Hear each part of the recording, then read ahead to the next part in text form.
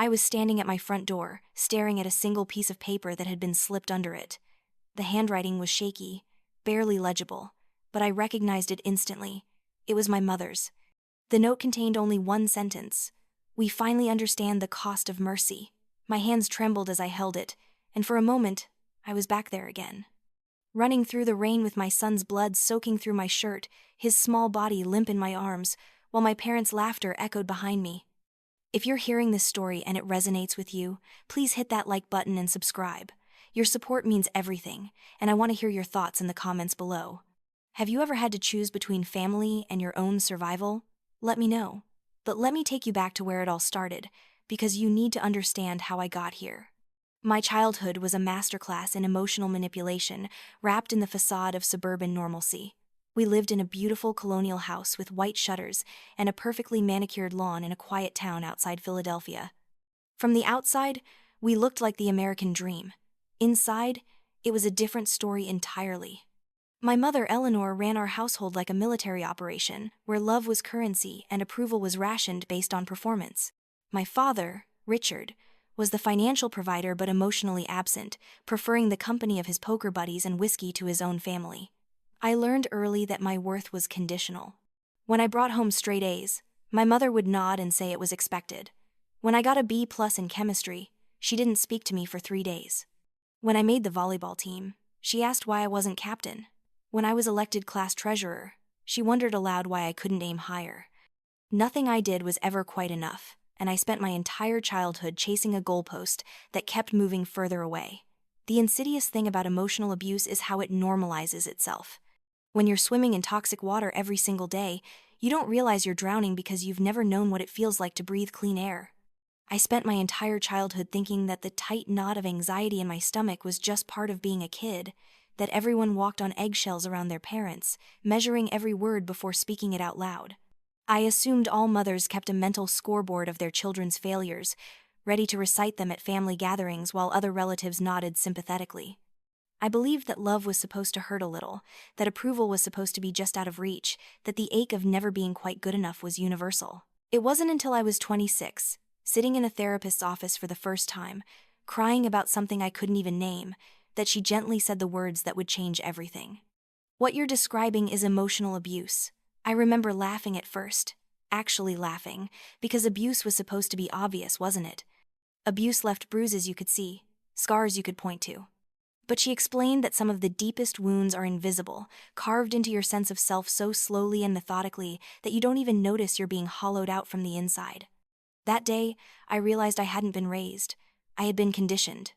Trained to believe that my worth was something I had to earn daily, something that could be revoked at any moment, something that was always, always conditional. I met David when I was 25. He was charming, attentive, and everything my parents had told me I didn't deserve. We dated for 6 months before I got pregnant, and in that moment of seeing those 2 pink lines on the test, I felt equal parts terror and joy. The joy didn't last long. David disappeared 2 weeks after I told him, leaving behind nothing but a text message that said he wasn't ready to be a father. My parents' reaction was worse than his abandonment. My mother sat me down at her pristine kitchen table, the one where we had eaten countless silent dinners, and told me I had 2 options: terminate the pregnancy or never speak to them again. When I chose to keep my baby, she looked at me with such disgust that I physically recoiled. "You're throwing your life away for a mistake," she said coldly. "Don't come crying to us when you realize how hard this is going to be." My father just shook his head and walked out of the room, unable or unwilling to even participate in the conversation. I moved into a tiny studio apartment across town and worked 2 jobs while pregnant. I was a waitress during the day and cleaned offices at night. My feet swelled so badly I could barely stand, but I kept going because I had no choice. I gave birth to Ethan on a cold February morning, alone except for a kind nurse who held my hand through the contractions. When they placed him in my arms, his tiny face scrunched up and red, I fell in love in a way I had never experienced before. This was unconditional love. This was what family was supposed to feel like. For the first year of Ethan's life, I had no contact with my parents. I sent them a birth announcement with a photo, and it was returned unopened. I called on holidays and got voicemail. I slowly accepted that they had meant what they said, that choosing my son meant losing them. And honestly, in those early months of motherhood, I was too exhausted and too focused on survival to grieve the loss properly. Then, when Ethan was 14 months old, my mother called, just out of the blue one Tuesday afternoon. Her voice was clipped and formal, like she was calling a business acquaintance rather than her daughter. She said she and my father had discussed it, and they were willing to meet their grandson. Not because they approved of my choices, she made that very clear, but because blood was blood, and family had obligations. Even in her supposed olive branch, there was judgment and condescension. I should have said no. Every instinct I had told me to protect my son from these people. But that little girl inside me, the one who had spent her whole life trying to earn her mother's love, won out. I agreed to bring Ethan to their house the following Saturday. That first visit set the pattern for the next 5 years. I would drive to their house every other weekend, hoping each time that things would be different, that they would look at Ethan and feel the love I felt, that they would soften and become the grandparents he deserved. Instead, every visit was an exercise in criticism and disappointment. Ethan was too loud, too messy, too energetic. I was too permissive, too soft, too poor. My mother would make comments about his clothes, which were always secondhand, and ask pointed questions about whether I was dating anyone, with the clear implication that I was failing as both a mother and a woman by being single. My father largely ignored Ethan, treating him like a piece of furniture he had to navigate around. When Ethan would try to show him something, a drawing or a toy, Richard would grunt and turn back to his television or his beer. I watched my son's face fall time and time again, watched him learn that his grandfather wasn't interested in him, and I hated myself for subjecting him to it. But I kept going back, kept hoping, kept trying. The visits always followed the same script. We would arrive around noon. Eleanor would inspect Ethan immediately, commenting on whether he looked clean enough, whether his hair was combed properly, whether he was using his manners. Then she would put me to work doing chores around the house, cleaning the kitchen, weeding the garden, organizing the garage. She framed it as helping out, but it felt like punishment. Meanwhile, Ethan would play alone in their sterile living room, careful not to touch anything fragile, which was basically everything in their house. During one particularly memorable visit when Ethan was 4, he accidentally knocked over one of my mother's expensive crystal vases. It didn't break, just tipped over and rolled across the carpet, but you would have thought he had committed murder from Eleanor's reaction. She screamed at him, called him careless and destructive, and made him sit in the corner for an hour as punishment. I tried to intervene, tried to explain that he was just a child and it was an accident, but she turned her fury on me. "This is exactly what I'm talking about, Sarah. You don't discipline him. You're raising a wild animal, not a civilized human being." I should have left right then. I should have scooped up my crying son and walked out and never come back. But I didn't. I apologized, to both my mother and to Ethan for not watching him more carefully, and I stayed. I always stayed. My father's drinking got progressively worse over those years. What had been a few beers in the evening turned into starting at noon and continuing until he passed out.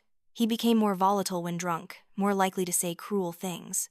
Once, when Ethan was 5 and excitedly telling a story about his preschool, Richard snapped at him to shut up because he was trying to watch a football game. Ethan's little face crumpled, and he climbed into my lap and didn't speak for the rest of the visit. The financial issues started around the time Ethan turned 6. My mother began making comments about money, about how expensive everything was, about how hard it was to maintain their lifestyle on a fixed income. She would mention casually how nice it must be that I didn't have the burden of a mortgage, how simple my life was with so few possessions. The implications were clear. I should be helping them financially. Never mind that I was barely making ends meet, working as a server at a diner and picking up night shifts at a 24-hour convenience store whenever I could. Never mind that I was drowning in debt from hospital bills and childcare costs. In Eleanor's mind, I owed them for the crime of existing. I did help when I could. $20 here, $50 there. I told myself it was my way of contributing, of being a good daughter, of earning my place in their lives. Looking back, I see it for what it was, a tax I paid for their conditional acceptance. The Saturday that changed everything started like any other visit. It was late May, one of those perfect spring days where the sky is impossibly blue and there's just enough breeze to keep it from being too hot. Ethan had just finished kindergarten, and he was excited because I had bought him a new soccer ball as a reward for his good grades. It was a cheap one from Walmart, nothing fancy, but to him it was treasure. We pulled up to my parents' house around 1 in the afternoon.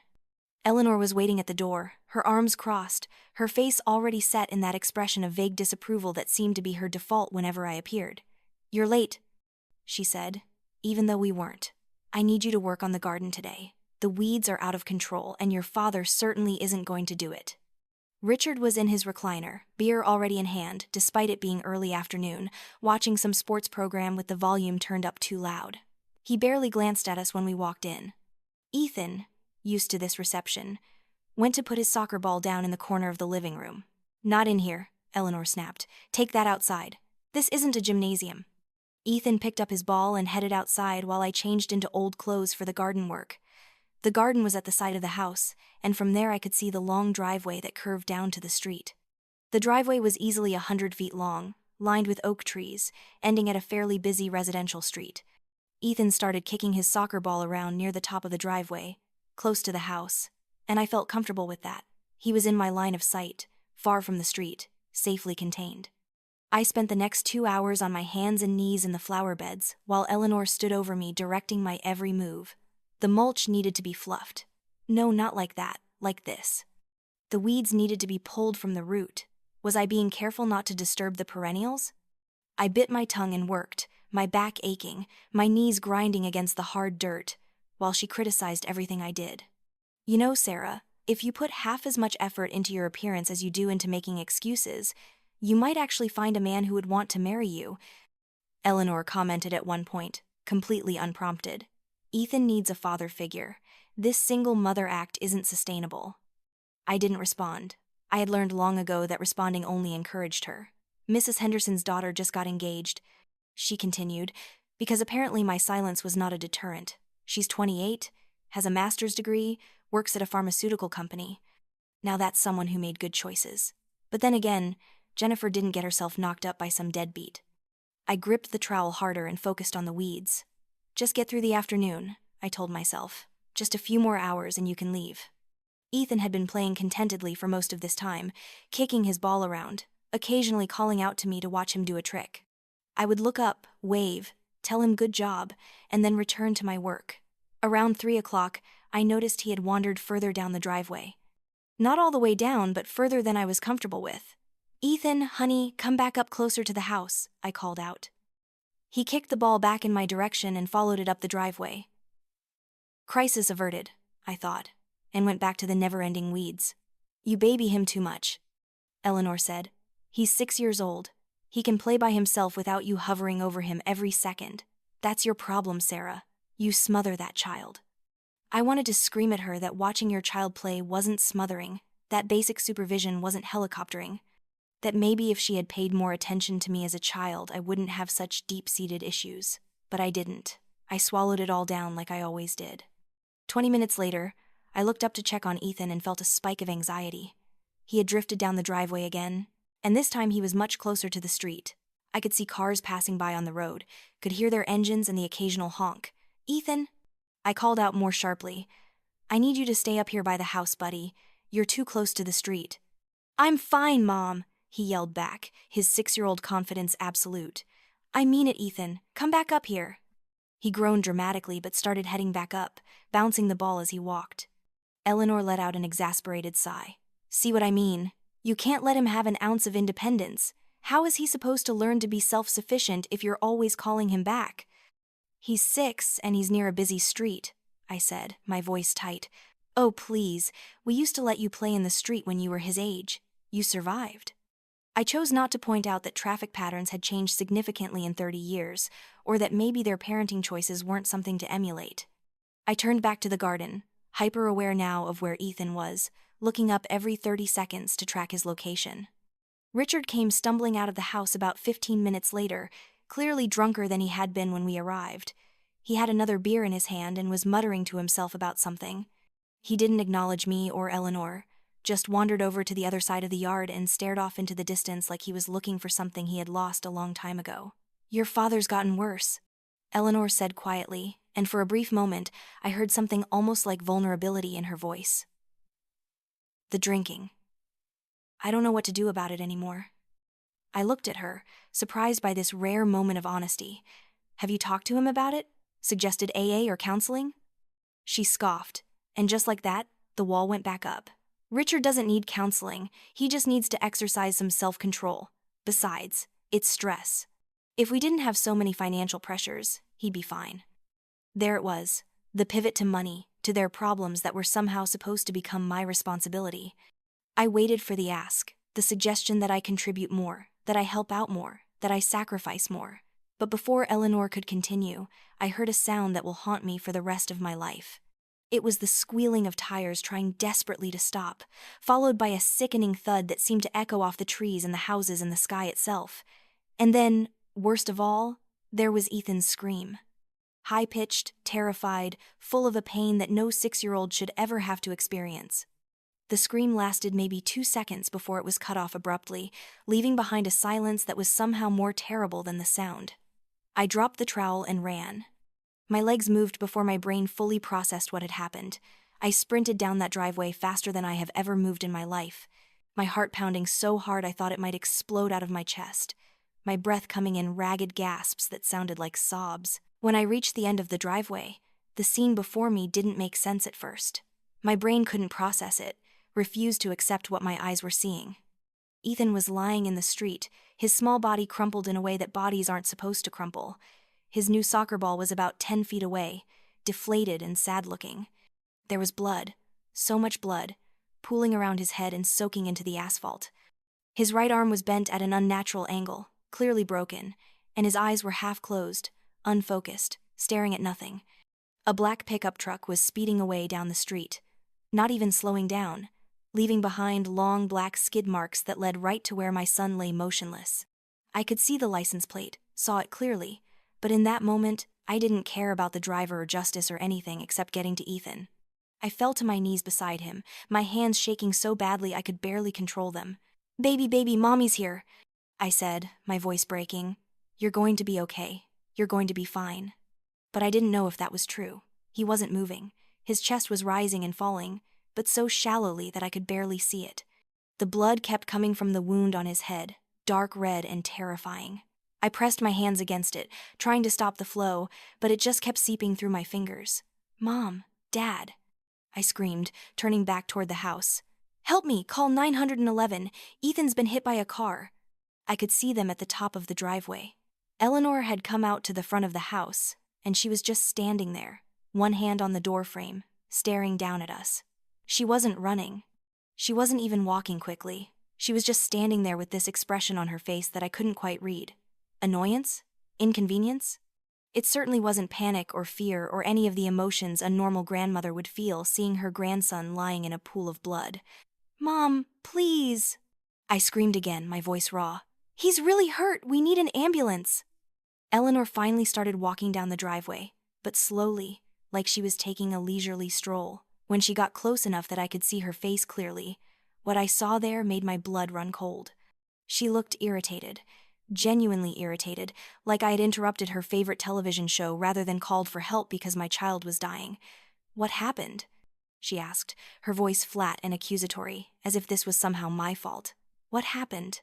I repeated, incredulous. "He was hit by a car. We need to call an ambulance right now." "Did you see what happened?" Eleanor asked, still not moving to help, not pulling out her phone, not doing anything useful. "I don't know, I heard it. I was in the garden where you told me to be," I said frantically. "It doesn't matter what happened. He needs help now." Richard had finally stumbled down the driveway too, beer still in hand, weaving slightly. He looked down at Ethan with bloodshot eyes and actually laughed. It was a short, bitter sound that didn't contain any humor at all. "Of course," he said, his words slurring slightly. "Of course this would happen. That kid is cursed, I tell you. Nothing but trouble since the day he was born." I stared at him in disbelief. "What is wrong with you? He's hurt. He might be dying. Call 911. Eleanor crossed her arms over her chest. "Sarah, calm down. You're being hysterical. Have you checked if he's really injured or if he's just scared?" "There is blood everywhere," I shouted, my voice getting higher and more desperate. "His arm is broken. His head is bleeding. What more do you need to see?" "Well, if you hadn't let him play so close to the street, this wouldn't have happened," Eleanor said coolly. "This is exactly what I was talking about. You don't watch him properly." The sheer insanity of her words hit me like a physical blow. She had been the one telling me to let him play independently, telling me I was hovering too much, and now she was blaming me for not watching him closely enough? Please, I begged, tears streaming down my face now. Please just call for help. We can argue about whose fault it is later. Just please help him. And have an ambulance come here? Eleanor said, looking genuinely offended by the suggestion. Do you know what the neighbors will think? Do you know how much ambulances cost? We can't afford that, Sarah. I don't care about the cost, I screamed. My son is dying. Don't be so dramatic, she said dismissively. He's probably just got a bump on the head. Kids are resilient. Put some ice on it and he'll be fine. I couldn't believe what I was hearing. I looked down at Ethan, at his pale face and the blood that kept flowing despite my best efforts to stop it, and I knew with absolute certainty that if I waited for my parents to help, my son would die. Richard took another swig of his beer and belched. Honestly, Sarah, maybe this is for the best. That kid has been nothing but a burden on you. On all of us. Maybe now you can finally get your life together. The words didn't even sound real. They were so cruel, so inhuman, that my brain couldn't fully process them. What did you just say? I whispered. You heard me, Richard said, his face twisted into something ugly. He ruined your life, got you knocked up and abandoned, made you poor and pathetic. And now he's trying to ruin our lives too, causing scenes in front of the whole neighborhood. Maybe it would be better for everyone if he just didn't make it. Richard, Eleanor said, but not in admonishment. More like she was concerned he was saying the quiet part out loud. Don't you Richard me? He snapped at her. You've been thinking the same thing. We both have. That kid is a mistake, and mistakes need to be corrected. I looked at my father, this man who was supposed to protect me, supposed to love his grandson, and I saw a monster. Not a metaphorical monster, but a real one, the kind that wears a human face and says things so vile that they can't be taken back. You want him to die, I said, and it wasn't a question. It was a realization, a horrifying truth crystallizing in front of me. You're actually standing here, watching my son bleed out, and you want him to die. I want my life back, Richard said. I want to not have to deal with your problems anymore. I want to not have to pretend to care about some bastard child who shouldn't exist in the first place. Eleanor sighed heavily. Sarah, you have to understand. We've done our duty. We raised you, even though you were difficult. We've tolerated your situation with Ethan, even though it's embarrassing. But we're getting old. We have our own problems. We can't keep being dragged into your drama. My drama? I said, my voice breaking. My 6-year-old son was hit by a car and you're calling it drama? Well, if you had been watching him properly instead of gossiping with me, this wouldn't have happened, Eleanor said. You can't expect us to fix your mistakes, Sarah. You chose to keep this child. You chose to raise him alone. These are the consequences of your choices. Something inside me snapped in that moment.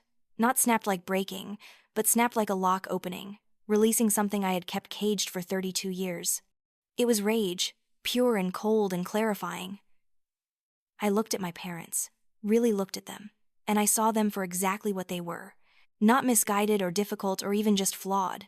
They were toxic, poisonous, dangerous people who were capable of standing over a dying child and making it about themselves. I ripped off my shirt, leaving just my tank top, and pressed the fabric against Ethan's head wound. The blood soaked through immediately, but I kept pressure on it anyway. Then I scooped him up as carefully as I could, cradling his head, trying not to jostle his broken arm. He was so light, my beautiful boy, and he felt cold, too cold. What are you doing? Eleanor demanded. I'm saving my son, I said, my voice surprisingly steady despite the tears streaming down my face. Since you won't. You're not calling an ambulance to this house, Eleanor said firmly. I absolutely forbid it. Think about the property values, Sarah. Think about what people will say. I don't care what people say, I said, starting to walk down the driveway toward the street. I don't care about your reputation or your property values or anything except getting my son to a hospital. If you walk away from this house with that child, you are never welcome back here. Eleanor called after me. Do you hear me, Sarah? You walk away now and you're not my daughter anymore. I paused for just a second, turning back to look at her. I stopped being your daughter the moment you told me to let my son die, I said. Congratulations, Eleanor. You finally got what you always wanted. You're free of me. Richard stumbled forward, pointing his beer at me. Don't you dare make us the bad guys here. You're the one who can't handle your own kid. You're the one who's always been a disappointment. We gave you a home, we gave you food, we gave you everything, and this is how you repay us? You gave me nothing but criticism and contempt, I said. And I'm done. I'm done trying to earn love that you're not capable of giving. I'm done sacrificing myself and my son for people who don't even like us, let alone love us. You'll be sorry, Eleanor said, her voice icy. When you're struggling and alone and that boy grows up to resent you like you resent us, you'll remember this moment and you'll be sorry you turned your back on your family. The only thing I'm sorry about, I said, is that it took me this long to realize you're not my family. Family doesn't do this. Monsters do. I turned and started running. It had begun to drizzle, light rain that quickly turned into a downpour.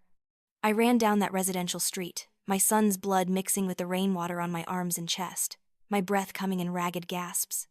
Behind me, I could hear my parents shouting, but I couldn't make out the words over the sound of the rain and my own heartbeat pounding in my ears. I ran for 3 blocks before I saw the convenience store. It was a small place, the kind that stays open 24 hours and mostly caters to people buying lottery tickets and cigarettes. I burst through the door, and the young guy behind the counter's face went white when he saw me. "Please," I gasped. "My son, car accident. Please call 911. To his credit, the clerk didn't hesitate.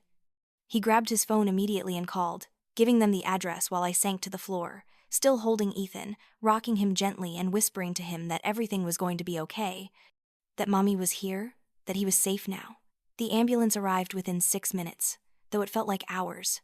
The paramedics took over with professional efficiency, asking me rapid-fire questions I struggled to answer. How long ago did it happen? Was he wearing a helmet? Did he lose consciousness? Had he vomited? I answered as best I could while they worked, starting an IV, stabilizing his neck, carefully loading him onto a stretcher. One of the paramedics, an older woman with kind eyes, put her hand on my shoulder. "You did good, Mama. You got him here fast. That's what matters now."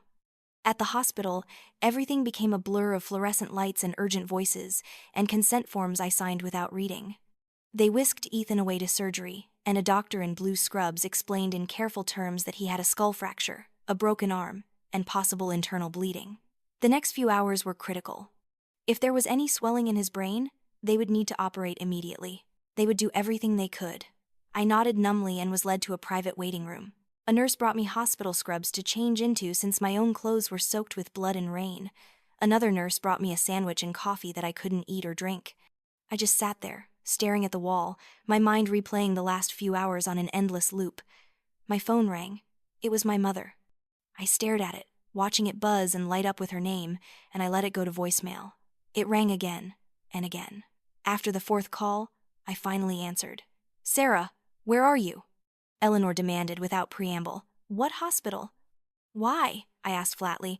"What do you mean, why? We need to know. We should be there." "No," I said. "You really shouldn't." "Sarah, don't be childish. We're family. Whatever happened earlier, we can work through it. Just tell us where you are." "You told me to let him die," I said, my voice hollow. "You stood there and watched my son bleeding, and you told me not to call for help because you were worried about what the neighbors would think." "I didn't say that," Eleanor said quickly. "You're misremembering because you're upset. We were just trying to assess the situation before overreacting." "You called my son a burden. Dad said it would be better if he didn't make it." Those were the exact words he used. There was a pause on the other end of the line. "Your father was drunk. He didn't mean it." "Yes, he did," I said. "Drunk words are sober thoughts, Mom. You both meant every word. And I finally heard you clearly for the first time in my life." "Sarah, you're being unreasonable. We were in shock. We didn't handle it well, I'll admit that. But you can't just cut us out over one bad moment." "One bad moment?" I let out a laugh that sounded slightly unhinged even to my own ears. This wasn't one bad moment. This was a lifetime of bad moments, all coming to a head. This was 32 years of emotional abuse, crystallized into one horrifying incident that showed me exactly who you are and who you've always been. "How dare you?" Eleanor's voice went cold. "After everything we've done for you. After we took you back in after you made the stupid choice to keep that child. After we've tolerated your presence in our lives despite the embarrassment you've caused us. And this is the thanks we get? What exactly have you done for me?" I asked. "You've criticized me since the day I was born. You've made me feel worthless and incompetent and unlovable. You've treated my son, your grandson, like he's a nuisance rather than a human being. You've taken my money when I could barely afford to feed myself. And when I needed you most, when my child was dying, you laughed and told me to let him die. So please, Tell me what you've done for me that deserves thanks." "We gave you life," Eleanor said. "We raised you, we fed you and clothed you and put a roof over your head. You wouldn't exist without us." "That was your job as parents," I said. "That was the bare minimum. And you act like it was some great sacrifice when you chose to have a child. I didn't ask to be born, Mom. And I'm not going to spend the rest of my life being grateful for the privilege of being your verbal punching bag." "You're going to regret this," Eleanor said, her voice shaking with anger. "You think you can make it on your own? You can barely keep a job, you live in squalor, you're drowning in debt. You need us, Sarah. You've always needed us." "I don't need you," I said, and as I said it, I realized it was true. I don't need people who make me feel bad about myself. I don't need people who wish my child dead. I don't need you at all. I hung up the phone and immediately blocked both of my parents' numbers. My hands were shaking, adrenaline coursing through my system, but underneath the fear and the anger was something else. Something I hadn't felt in a very long time. It was relief. The surgery took 4 hours. 4 hours of pacing and praying and making deals with a God I wasn't sure I believed in. "If you let him live, I'll be better. I'll be stronger. I'll protect him from anyone who tries to hurt him, even family, especially family." Finally, the surgeon came out, still in his blue scrubs, his mask pulled down around his neck. "Miss Peterson?" he said, and I nodded, unable to speak. Ethan did very well. We were able to repair the skull fracture and stop the internal bleeding. His arm has been set and will need physical therapy, but he should regain full use of it. He's a very lucky little boy. If you had waited even 10 minutes longer to get him help, the outcome might have been very different. I collapsed into a chair, the relief so overwhelming I thought I might pass out. "Can I see him?" "He's in recovery now, still under anesthesia. Once he's moved to the ICU, you can sit with him. He'll probably wake up in the next few hours." I thanked him, shook his hand, and probably said other things I don't remember. A nurse led me to the ICU waiting area and told me they would come get me as soon as Ethan was settled. I sat in one of those uncomfortable hospital chairs, and finally, for the first time since the accident, I allowed myself to cry. Not quiet, dignified tears, but great heaving sobs that shook my whole body. An older woman sitting across from me came over and sat down beside me. She didn't say anything, just handed me a box of tissues and patted my shoulder gently. Sometimes kindness from strangers is more powerful than anything else, and in that moment, that simple gesture meant everything. When they finally let me into the ICU, Ethan looked so small in that hospital bed, surrounded by machines and tubes and monitors. His head was wrapped in white bandages, his arm in a cast, an IV in his tiny hand. But his chest was rising and falling steadily, and the monitors showed a strong heartbeat, and he was alive. He was alive, and that was all that mattered. I pulled a chair up next to his bed and took his free hand in mine. His skin was warm, which seemed like a miracle after how cold he had felt in my arms on that street. I sat there watching him breathe, counting each breath like a prayer, and I made myself a promise. I would never again let anyone treat us the way my parents had. I would never again prioritize toxic family obligations over our safety and well-being. I would never again teach my son that love means accepting cruelty.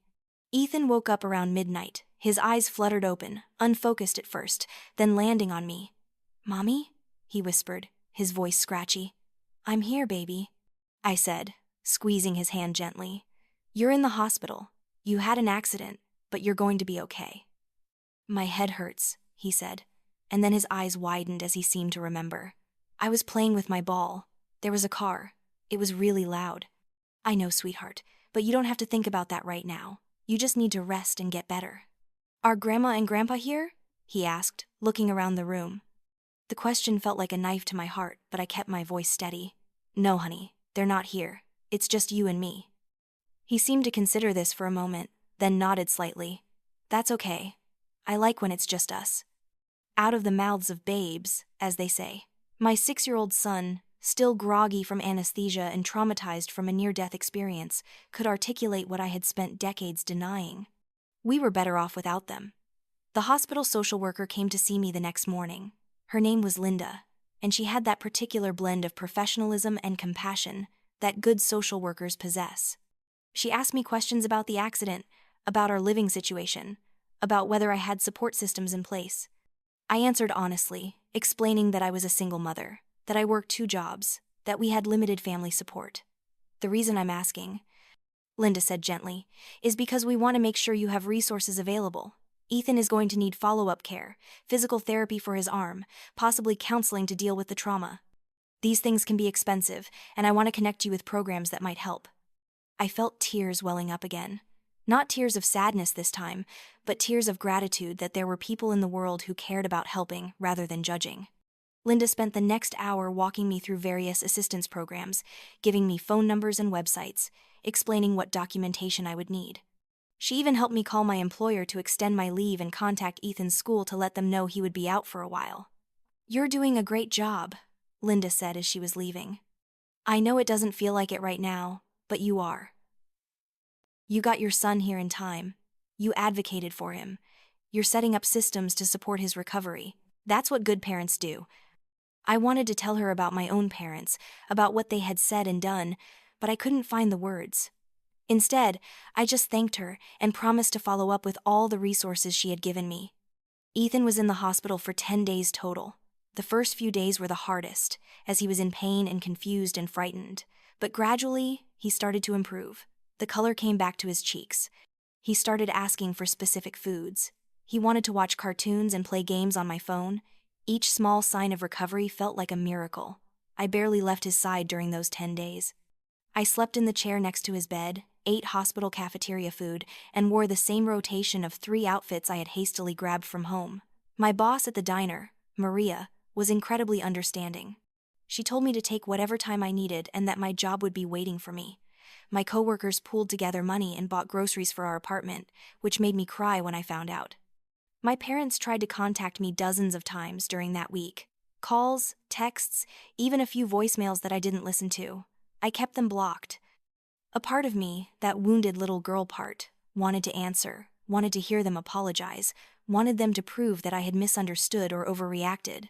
But the adult part of me, the mother part, knew better. What they had done was unforgivable. There was no context that would make it acceptable, no apology that could undo it. On the 5th day, a police officer came to interview me about the accident. He asked me to describe what I had seen, and I told him about the black pickup truck, gave him the license plate number I had memorized in that awful moment. He nodded, taking notes, and then asked if I had any witnesses who could corroborate my account. "My parents were there," I said slowly. "They saw the whole thing." The officer asked for their contact information, and I gave it to him with a heavy feeling in my stomach. I knew what would happen. The police would call them, and my parents would have to tell their version of events. I wondered if they would lie, if they would try to make it seem less serious than it was, if they would find a way to blame me. 2 days later, the officer came back. He looked uncomfortable, shifting from foot to foot outside Ethan's hospital room. "Miss Peterson, I spoke with your parents," he said. "I have to say, their account of events was unusual." "How so?" I asked, though I had a sinking feeling I knew. "Well, they claimed they didn't witness the actual impact. They said they were inside the house and only came out after they heard you screaming. They said by the time they got outside, you had already picked up your son and were running down the street. They seemed quite concerned that you had moved him without waiting for paramedics, and they suggested that some of his injuries might have been exacerbated by improper handling." I stared at the officer in disbelief. They were lying, boldly, shamelessly lying to the police. And worse, they were trying to blame me for Ethan's injuries. "That's not what happened," I said, my voice shaking. "They were outside. My mother was standing right there talking to me when it happened. They both saw the truck hit him, and they refused to call 911. They told me not to call for help because they were worried about what the neighbors would think." The officer looked at me sympathetically. "I understand this is a difficult situation, especially given family dynamics. However, I do have to note that there's a discrepancy in the accounts. For the purposes of our investigation into the hit-and-run driver, we have enough evidence to proceed, but I did want you to be aware of what your parents reported." After he left, I sat in the bathroom of Ethan's hospital room and cried. Not just because my parents had lied, but because I realized they would do anything to avoid taking responsibility. They would rewrite history, paint me as the villain, anything to protect their reputation and their pride. They weren't just refusing to help, they were actively trying to hurt us. That evening, I made a decision. I pulled out my laptop and started researching apartments in different towns. I couldn't stay where we had been living, which was only 20 minutes from my parents. I needed distance, both physical and emotional. I found a small one-bedroom apartment about 45 minutes away, closer to the city, in a neighborhood that was diverse and vibrant, and nothing like the sterile suburban hellscape my parents inhabited. The apartment was tiny and would stretch my budget, but it had a small balcony where Ethan could play, and it was near a good public school. I filled out the application right there from Ethan's hospital room, using my phone to take pictures of my pay stubs and references. 2 days later, I got the approval. When I told Ethan we were moving to a new place, just the two of us, he got excited in the way only a 6-year-old can. "Will I have my own room?" he asked. "You'll have the bedroom," I told him. "Mommy will sleep on the couch in the living room." "We can share the bedroom," he said generously. "I don't mind." "We'll figure it out, buddy. The important thing is that it's our place. Just yours and mine. Nobody else." "No Grandma and Grandpa?" he asked, and there was something in his voice that wasn't quite sadness. It was closer to relief. "No," I confirmed. "Just us." He smiled, and in that smile, I saw resilience and hope, and the kind of uncomplicated joy that adults spend their whole lives trying to recapture. "Good," he said simply. We were discharged from the hospital on a Wednesday morning. The social worker Linda met us at discharge with a folder full of information about Ethan's follow-up appointments, his physical therapy schedule, and resources for counseling services. She also gave me a referral to a support group for single mothers dealing with family estrangement. "I'm not supposed to say this," Linda said quietly as we were leaving, "but based on everything you've told me and what I've observed, you're making the right choice, keeping your distance from your parents. Some people are toxic even when they're family, especially when they're family." I hugged her, this woman I had known for less than 2 weeks but who had shown me more genuine kindness than my own parents had in my entire life. The move happened quickly. Some of my coworkers from the diner helped me pack up our old apartment. We didn't have much, which made it easier. Most of our belongings fit into a small U-Haul truck. Maria, my boss, gave me a week off to settle in, and several of my coworkers brought us meals and helped us unpack. The new apartment was on the 3rd floor of an older building. It had hardwood floors that creaked and radiators that clanked, but it also had big windows that let in lots of light and neighbors who smiled and said hello in the hallways. It felt alive in a way our old place never had. I gave Ethan the bedroom and set up the pull-out couch for myself in the living room. We decorated his room with his drawings and some new superhero posters I splurged on. The cast on his arm became a canvas for artwork, his new friends from the building signing it and drawing pictures. The scar on his head was hidden by his hair but would always be there, a permanent reminder of that awful day. The first few weeks in the new apartment were hard. Money was impossibly tight. I was working double shifts at the diner and had picked up hours at a grocery store on weekends. I barely slept, running on caffeine and adrenaline and sheer determination. But every morning when I woke up on that uncomfortable pull-out couch, I felt something I hadn't felt in years. I felt free. Ethan started physical therapy twice a week for his arm. The therapist was a young woman named Jessica who was patient and encouraging. She taught Ethan exercises to do at home, and I would help him practice every evening. Slowly, painfully, he regained strength and mobility. Watching him work so hard, never complaining, made me proud in a way I couldn't articulate. We also started seeing a counselor, a child psychologist named Dr. Reeves who specialized in trauma. At first, I worried about the cost, but Linda had connected us with a sliding scale clinic where we paid based on income. Dr. Reeves met with Ethan individually, and also with both of us together. She helped him process the accident, taught him coping strategies for when he felt scared or anxious, and helped me understand how to support him. In one of our joint sessions, Dr. Reeves asked Ethan how he felt about not seeing his grandparents anymore. Ethan thought about it for a minute, swinging his legs from the too big chair. "I didn't really like going to their house," he said honestly. "Grandma was always mad at Mommy, and Grandpa smelled like beer. They didn't want to play with me. It was boring and kind of scary." "Scary how?" Dr. Reeves asked gently. "Just, they were always saying mean things to Mommy. And one time Grandma yelled at me really loud when I knocked over a vase. I didn't mean to. It was an accident, but she acted like I did it on purpose." Dr. Reeves nodded and made a note. Later, when Ethan was playing in the waiting room, she talked to me privately. "Children are remarkably perceptive," she said. "They can sense when environments are toxic, even if they can't articulate it. Ethan's anxiety levels have decreased significantly since you moved and stopped contact with your parents. That's not a coincidence." "Do you think I'm doing the right thing?" I asked. "Cutting them off completely? Sometimes I feel guilty, like maybe I'm overreacting or being cruel." "Sarah, let me ask you this. If a friend told you that her parents stood by and refused to help while her child was dying, told her to let the child die, and then lied to police about the incident, what would you tell her to do? Put that way, the answer was obvious. I'd tell her to run and never look back. Exactly, Dr. Reeves said. The fact that they're your parents doesn't give them a free pass to be abusive. You're not punishing them. You're protecting yourself and your son. That's not cruelty. That's healthy boundary setting. Her words helped, but the guilt didn't fully go away. It lingered like background noise, a constant whisper that maybe I was wrong, maybe I was too harsh, maybe I should give them another chance. I think that guilt is part of the conditioning from years of emotional abuse. They had trained me to prioritize their feelings over my own well-being, and breaking that programming took time. About 6 weeks after we moved, I got a call from my Aunt Diane, my mother's sister. We had never been close, but she had always been kind to me in a distant, perfunctory way.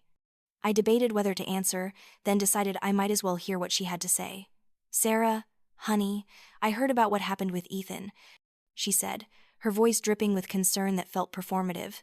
"Your mother told me all about the accident and how you've cut them off. I have to say, I'm disappointed in you." "Did Mom tell you what happened?" I asked. "Did she tell you what she said when Ethan was lying on the ground bleeding?" "She said you overreacted to a stressful situation and are now holding a grudge. She and your father are devastated, Sarah. They're having financial troubles, and now they've lost their only daughter and grandson. Don't you think you're being a bit selfish?" The word selfish hit me like a slap. It was the same word my mother had used my entire life whenever I expressed a need or set a boundary. "You're being selfish. You're being difficult. You're being ungrateful." "Aunt Diane, my mother told me not to call an ambulance for my dying son because she was worried about property values. My father said it would be better if Ethan didn't survive." Those aren't things you say in the heat of the moment. Those are things that reveal who you really are. "Oh, Sarah, I'm sure they didn't mean it like that. Your mother has a tendency to be blunt, and your father doesn't always think before he speaks when he's been drinking. But they love you." "No," I said firmly. "They don't. People who love you don't act that way. People who love you don't stand by while your child is dying. People who love you don't lie to the police to avoid taking responsibility." "The police?" Aunt Diane sounded shocked. "What are you talking about?" I explained what my parents had told the investigating officer, how they had claimed to be inside and had blamed me for Ethan's injuries by moving him. There was a long silence on the other end of the line. "Well," Aunt Diane finally said, her voice much cooler now, "I wasn't aware of all that. But still, they're family, Sarah. You only get one family." "That's not true," I said. "You get the family you're born into, but you also get to choose your family. And I'm choosing people who treat us with kindness and respect. My parents aren't those people." "You're going to regret this when they're gone," she said, and it sounded like a threat more than a warning. "Maybe," I acknowledged. "But I'd regret it more if I let them back into our lives and they hurt Ethan again. He's my priority, not their feelings." Aunt Diane sighed dramatically. "Your mother is right. You've always been stubborn and difficult. I hope you know what you're doing." After she hung up, I blocked her number too. I realized then that the dysfunction in my family wasn't limited to my parents. It was systemic, generational. The whole family had normalized abuse, excused cruelty as just how they are, and expected victims to forgive for the sake of maintaining appearances. I was breaking that cycle, and it made them uncomfortable because it held up a mirror to their own complicity. The phone calls from various relatives continued for a few more weeks. An uncle I barely knew called to lecture me about honoring my parents. A cousin sent me a long text about forgiveness and Christianity, which was rich coming from someone who had gotten drunk and punched her husband at last year's Christmas dinner. Each time, I listened or read their messages, gave them one chance to hear my side, and when they inevitably sided with my parents, or minimized what happened, I blocked them. By the time 2 months had passed, I had blocked or cut off contact with about 15 people. It felt extreme, but it also felt necessary. These people weren't neutral parties caught in the middle. They were actively taking my parents' side, actively pressuring me to put myself back into a harmful situation. They were part of the problem. But cutting off so many people at once was lonely. I had never had a huge social circle, but suddenly I felt isolated in a way I hadn't expected. My coworkers at the diner were friendly but had their own lives. The other parents at Ethan's new school were pleasant, but we hadn't formed deep connections yet. There were days when the loneliness felt crushing, when I questioned whether I had made the right choice, when I wondered if any family was better than no family. Those were the days when I would look at Ethan, thriving in his new environment, making friends, laughing more than I had ever seen him laugh, and I would remember why I had done this. I wasn't just protecting him. I was teaching him what he deserved. I was showing him that it was okay to walk away from people who hurt you, even if they were family. I was breaking generational patterns of abuse so that he would never feel obligated to accept mistreatment from anyone. Time passed. Ethan's arm healed completely. The physical therapy ended with Jessica giving him a certificate of completion that he proudly hung on his bedroom wall. His sessions with Dr. Reeves were reduced to once a month, then every other month. He joined a soccer league, and I watched from the sidelines, cheering louder than any other parent, my heart full of pride and relief and gratitude that he was still here, still healthy, still mine. I got a small raise at the diner and was able to cut back my hours at the grocery store. Money was still tight, but we weren't drowning anymore. We established routines. Saturday mornings were pancake mornings. Sunday afternoons were for the library. Wednesday nights were movie nights, just the two of us on the couch with popcorn and whatever animated film Ethan wanted to watch. We built a life that was small but full. We didn't have much, but what we had was ours, untainted by criticism or conditional love or walking on eggshells. Our apartment became a sanctuary, a place where Ethan could be loud and messy and childish without being made to feel like he was a burden. 4 months after the accident, something unexpected happened. I met someone. His name was Marcus, and he was a regular at the diner where I worked. He came in every Tuesday and Thursday morning for coffee and breakfast before heading to his job as a high school teacher. He was polite, tipped well, and had a kind smile that reached his eyes. We started chatting during his visits, small talk that gradually became more substantial. He asked about my life, and I found myself being honest in a way I usually wasn't with strangers. I told him about Ethan, about being a single mom, about how we had recently moved to the area. He told me about his students, about growing up in a big family, about his love of science fiction novels. After about a month of these conversations, he asked if I would want to get coffee sometime when I wasn't working. I almost said no automatically. I didn't have time for dating. I didn't have emotional energy for a relationship. I didn't want to introduce someone new into Ethan's life who might leave and hurt him. But something made me say yes.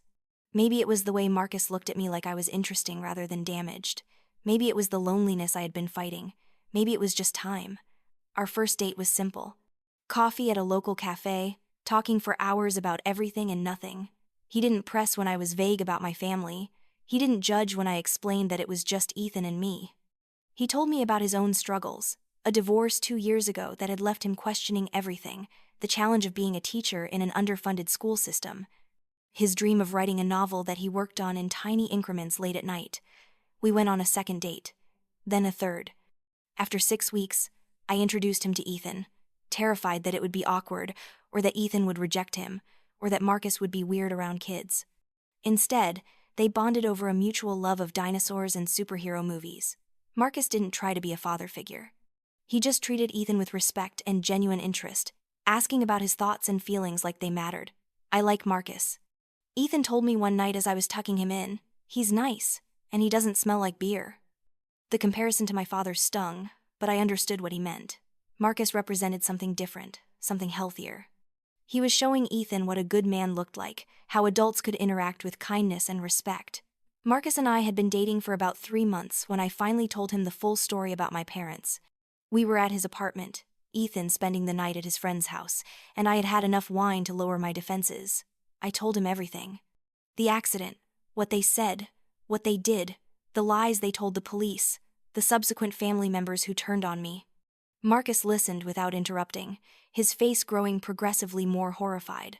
When I finished, he was quiet for a long moment.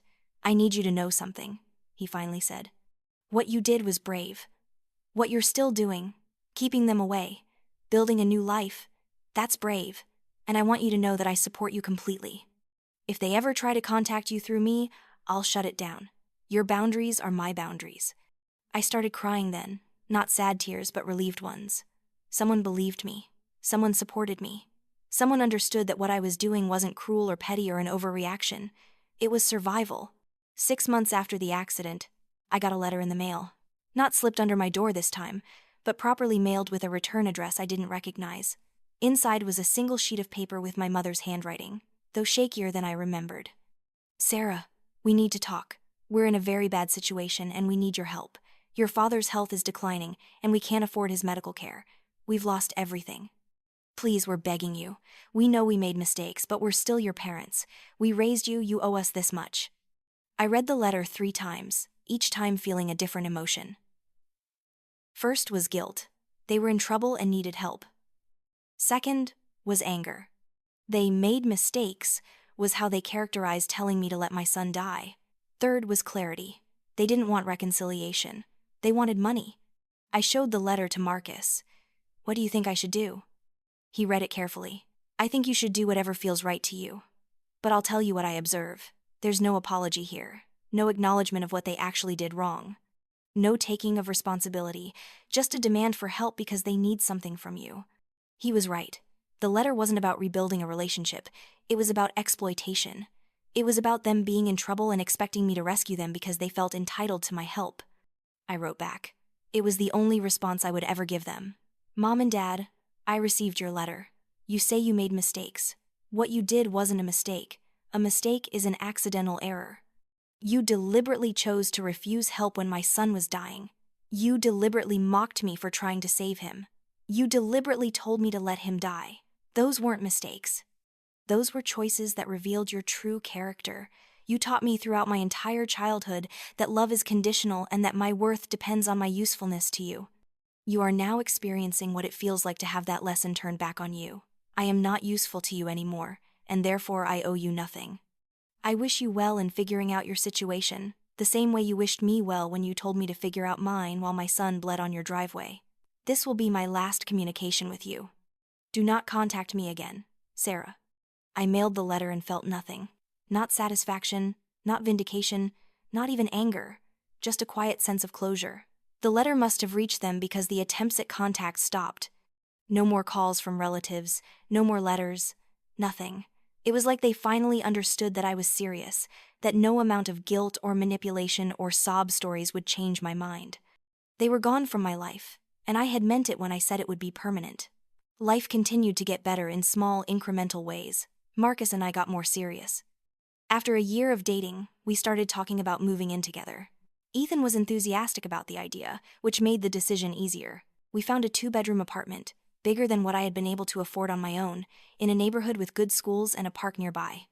Ethan got his own room, and I got to sleep in a real bed for the first time in over a year. We made the new place feel like home together, the 3 of us, building a family that wasn't based on biology, but on choice and love and mutual respect. I got promoted at the diner to shift manager, which came with better pay and more stable hours. I was able to quit the grocery store job and actually have time to breathe, to sleep, to be present with Ethan and Marcus. We started taking small trips on weekends, going to museums and aquariums and state parks. Building memories that were joyful rather than stressful. Ethan thrived. He made honor roll at school. He joined the chess club in addition to soccer. He had friends who came over for playdates, and their parents became my friends too. We were building a community, a chosen family of people who supported and cared for each other genuinely. 2 years after the accident, I was cleaning out a drawer and found that old hospital bracelet of Ethan's that I had saved. I sat on the floor holding it, remembering that terrifying day, remembering the blood and the rain and my parents' laughter. But I also remembered my own strength, my own fierce love, my own refusal to give up. That night at dinner, Marcus made an announcement. "I have something to ask you both," he said, looking nervous. He pulled out a small box and opened it to reveal a ring. "Sarah, I love you. I love Ethan. I love the family we've built together. Will you marry me?" Before I could answer, Ethan jumped in. "Can I be the ring bearer? Please?" I laughed through tears and said yes. Yes to Marcus. Yes to this new chapter. Yes to a future built on love rather than obligation. We got married 6 months later in a small ceremony in the park where we had our first date with Ethan. My co-workers came. Ethan's teachers came. Our neighbors came. Marcus's family came from out of state, welcoming both Ethan and me with open arms. My side of the family was represented by the absence where they should have been, but I didn't feel it as a loss anymore. I felt it as a relief. Dr. Reeves had once told me that sometimes the trash takes itself out, and standing there in my simple white dress, holding hands with my son and my soon-to-be husband, surrounded by people who actually loved us, I understood what she meant. About a year after our wedding, I was at work when Maria called me into her office. She looked serious, and I felt a spike of anxiety, worried I had done something wrong.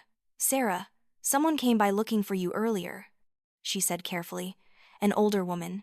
She said she was your mother." My stomach dropped. What did she want? "She asked when you'd be working next. She seemed desperate. Said it was important that she talk to you." Maria paused. "I told her I couldn't give out employee schedules and asked her to leave. Was that okay?" I nodded, my hands shaking slightly. "That was perfect. Thank you for protecting me." "She didn't look well," Maria said gently. "She was thin, her clothes were old. She looked like she'd been through something hard." I waited for the guilt to come, for that conditioned response to want to help, to feel sorry for her, but it didn't come. Instead, I just felt tired. Tired of being hunted down, tired of having to maintain defenses, tired of their inability to accept my boundaries. "I don't care," I said, and meant it.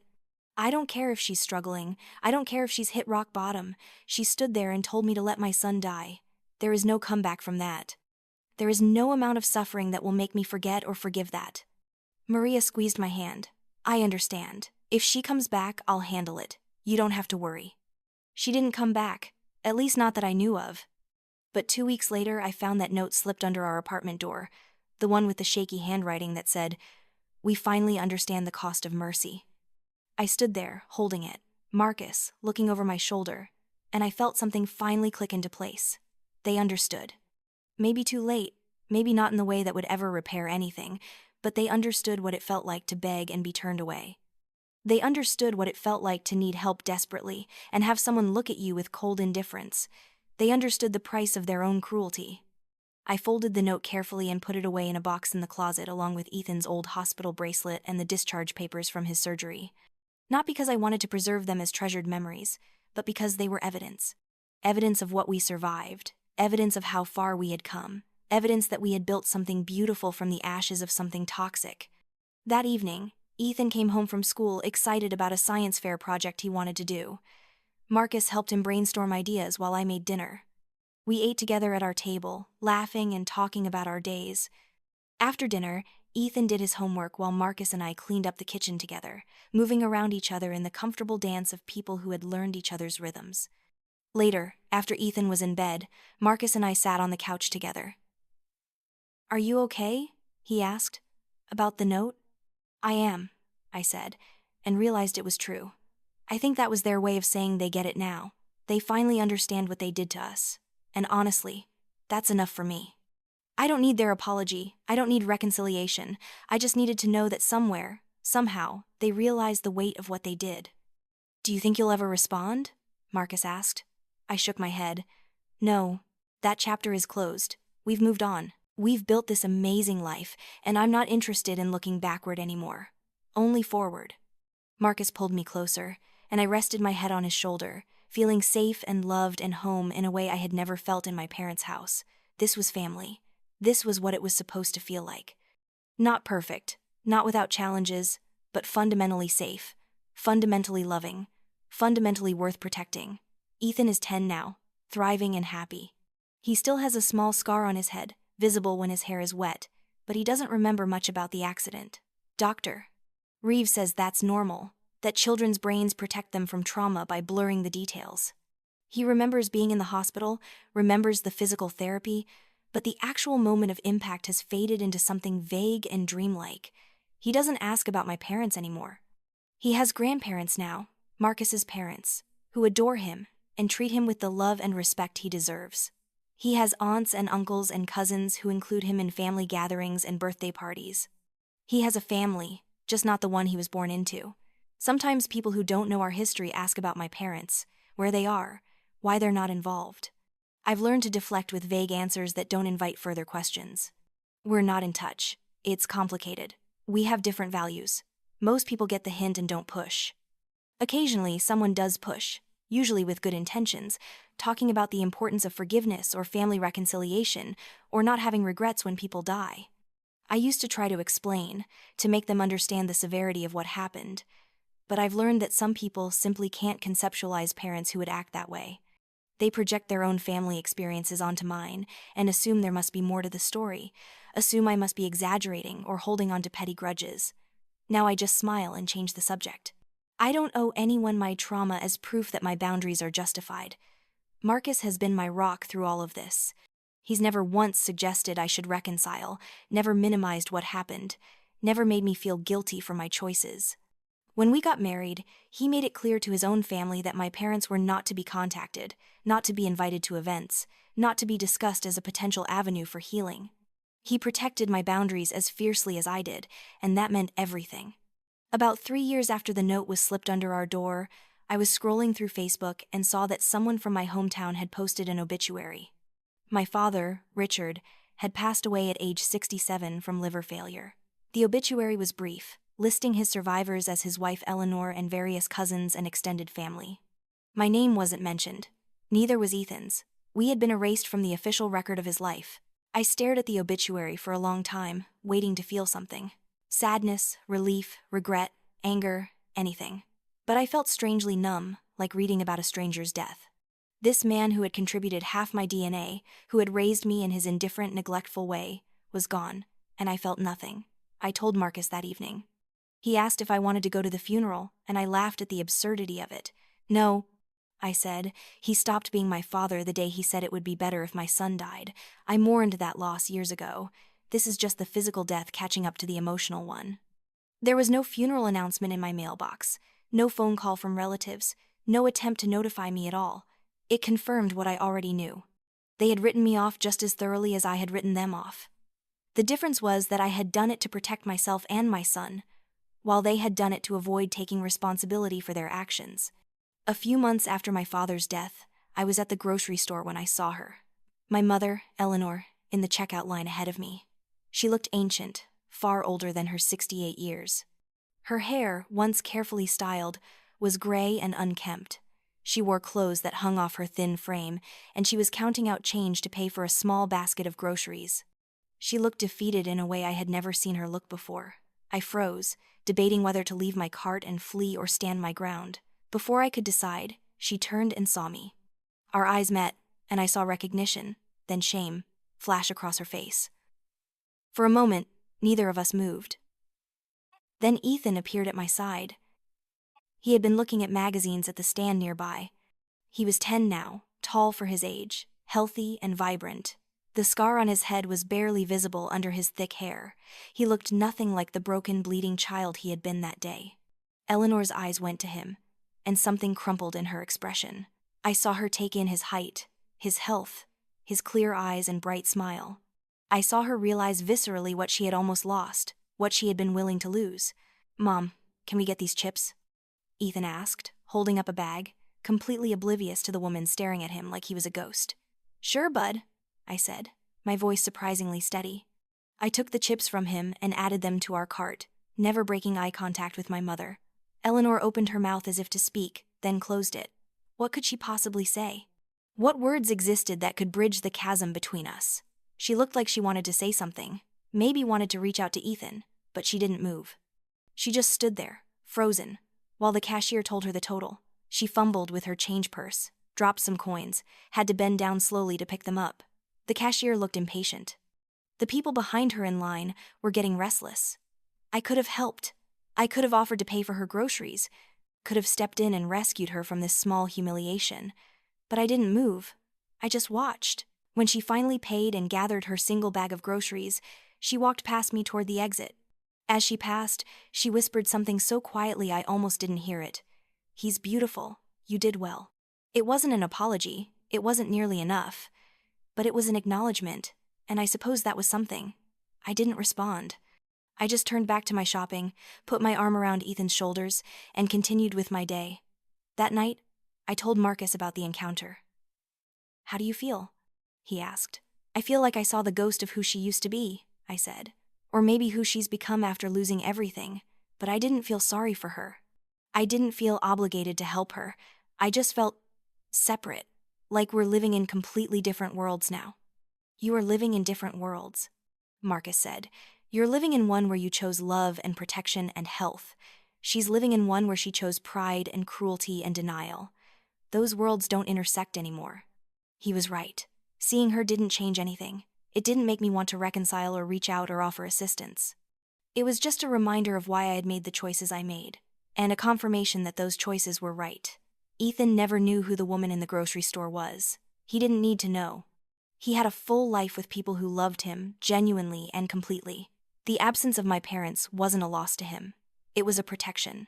Years continued to pass. Ethan started middle school, then high school.